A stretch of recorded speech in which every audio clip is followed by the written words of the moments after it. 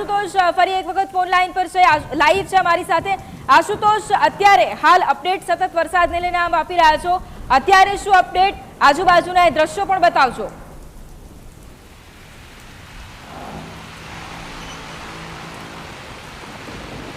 જી વૈભવી, હાલમાં હું ઉપસ્થિત છું અમદાવાદના એસજી હાઈવે ઉપર અને એસજી હાઈવે ઉપર જે છે તે પાણી ભરાઈ ચૂક્યા છે। જોઈ શકાય છે કે અમદાવાદના થલતેજના વિસ્તારના દ્રશ્યો છે, જ્યાં વાહન ચાલકો પરેશાન થયા છે। લગભગ 10 થી 15 મિનિટમાં વરસાદ જે છે જે રીતે વરસ્યો છે તેના કારણે અનેક લોકોને અનેક સમસ્યાઓનો સામનો જે છે તે કરવો પડ્યો છે। જોઈ શકાય છે કે થલતેજના ઓવરબ્રિજ જે આવેલો છે તેની પાસેના દ્રશ્યો છે, જ્યાં પાણી ભરાઈ ગયા છે અને ટ્રાફિક જામ જે છે તે થયો છે અને વાહન ચાલકોને સમસ્યાનો સામનો કરવો પડી રહ્યો છે।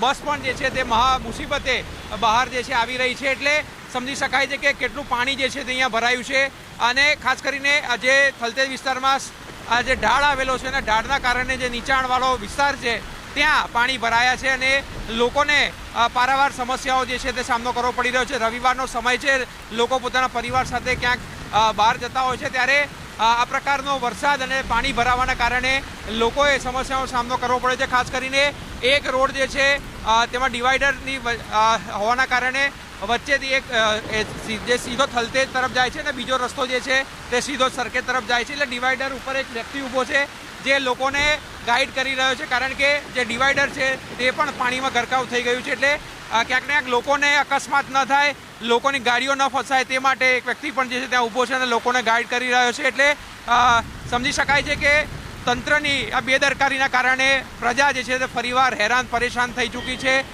દર વર્ષે આ જ પ્રકારની સમસ્યાઓ જે છે તે એસજી હાઈવે હોય કે ગુરુદ્વારા હોય, બોડકદેવ હોય કે પછી ઇસ્કોન સર્કલ હોય, ત્યાં આ જ પ્રકારની સમસ્યાનો સામનો લોકો કરતા જ હોય છે। કોર્પોરેશન દાવાઓ પણ કરે છે કે અમે આટલા કરોડો રૂપિયા જે છે તે પ્રી મોન્સૂન પાછળ ખર્ચ્યા હતા, લોકોને હવે સમસ્યાઓનો સામનો નહીં કરવો પડે, પાણી નહીં ભરાય।